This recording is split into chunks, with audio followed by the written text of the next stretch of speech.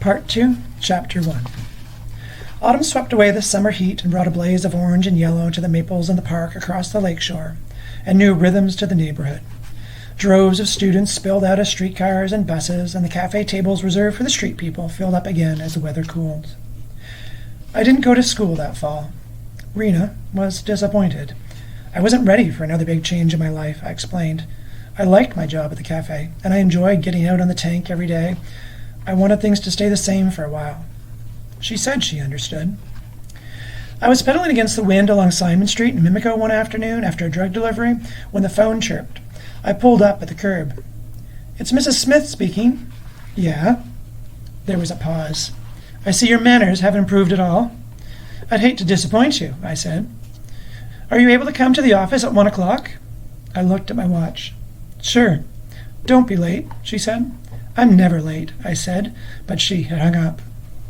Sharp on time, I found cheery old Mrs. Smith behind her desk, jabbing stamps into a damp sponge before pressing them onto envelopes. "Got a package for me?" I asked. "Take a seat. Miss Smith will be with you momentarily." She picked up her phone, stabbed a button, and announced my presence. "Go on in," she ordered, and went back to assaulting the outgoing mail. I had met Lakshmi a couple of times. She was a tall, dark-skinned woman with a wide smile and a way of talking that didn't fit the business-like image of her mother-in-law tried to project. She was sitting behind her desk, a telephone headset on, tapping a pencil on a file folder as she talked. When she saw me, she waved me to a chair. Her office was small and totally unlike the lawyer's pads you see on TV. No thick carpet on the floor, no wood paneling, no liquor cabinet. Lakshmi was wearing leather jeans and a shirt rather than a business suit. She ended her call and pulled out a file out of a drawer. "Nice to see you, Lee," she said. "You too. How have you been?" "Fine." She was working up to something. But what? Lakshmi had never invited me into her office before. Maybe she wasn't satisfied with my service. Probably she was going to criticize or fire me for mouthing off at her mother-in-law. "Lee, I asked you to come by because I need to discuss something with you." I braced myself, ready to get up and leave the office. "Okay." "You were a friend of Bruce Cutter's?"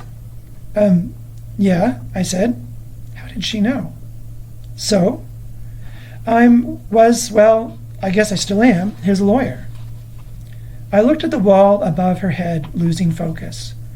Unwelcome thoughts about Cutter and his self-murder came flooding back. Why had he done it? I had asked myself time and time again. And as many times, stung by guilt, I had gone over my last visit to his house, second by second, raking for clues that I should have picked up on, hints that he was getting ready to pack it in. He had shaken hands with me. At the time, I thought it was just Cutter being his unusual self. Should I have known what he was planning? After a while, the shock of what he had done to himself had given way to an aching emptiness. He was, I realized after he was gone, the only real friend I ever had. At the same time, I hated him because he had taken that friend away from me. Whenever Cutter barged into my mind, I wanted to hit something. "Lee?" "Sorry," I said, then added, "I didn't realize you knew each other." "We go back a ways. Since he moved into the neighborhood a few years ago, he was one of my first clients. I handled all his business and personal affairs." "Oh." But in spite of that, I knew very little about him. He was very, secretive. Images of locks and bars and covered windows passed through my mind. He sure was. "I also handled his estate," Lakshmi added, "which is why I need to talk with you." She straightened up and opened a file. Her voice took on a firmer tone. "Lee, this document is Bruce Cutter's last will and testament. You know what that is?" "Sure, but what's that got to do with me?"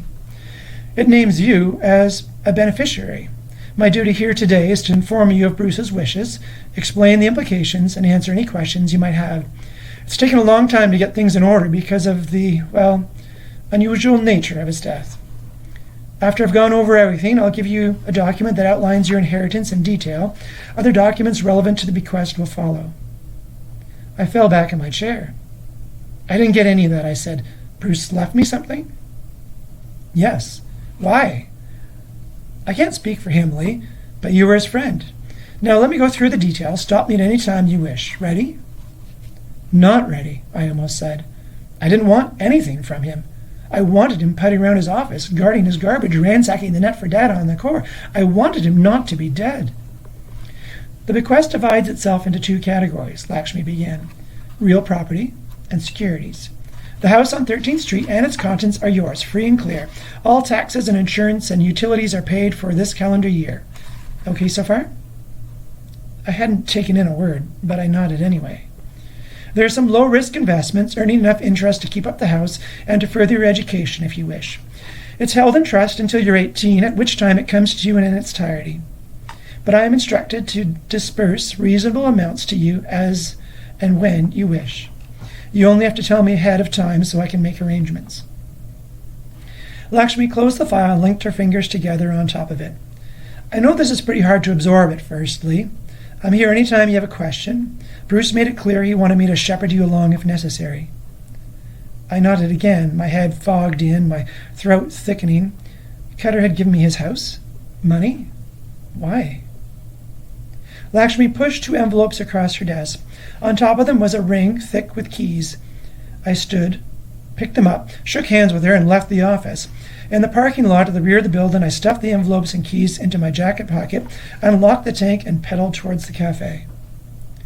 Along the lakeshore, I rode as if I had somehow passed into what Cutter used to call Never Never Land. Nothing made sense, except that my friend was dead, and I felt as if I had stolen something from him.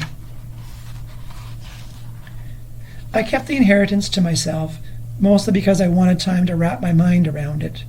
The keys and unopened envelopes lay in a drawer on my dresser. Every once in a while I'd remember that, according to Lakshmi, I owned a house. I had money, which in my neighborhood meant I was rich, but I still couldn't believe all that was real. So I continued to plod through my routines, going through the motions, as I had since the night I got Abe's phone call. Near the end of October, Indian summer glided into the neighborhood for a few days. On Sunday morning, I picked up my book from my dresser, planning to take it down to the marina in the park, sit on a bench in the sun, and relax, if I could. I was halfway down the stairs when I reversed direction, returned to my room, and pulled open the dresser drawer. I tucked the envelopes between the pages of my book, pocketed the keys, and headed for the lake. I took a bench by a small lagoon. Canada geese squabbled among themselves out on the water. Ducks squatted on flat rocks at the edge, heads tucked under their wings.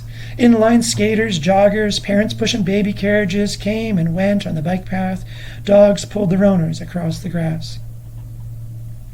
I tried to read my book, but gave in to curiosity.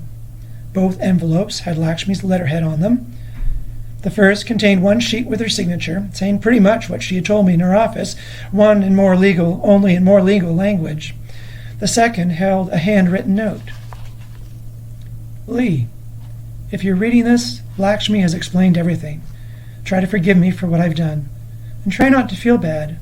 I never did plan to stay around for too long. Do what you want with the stuff in the house.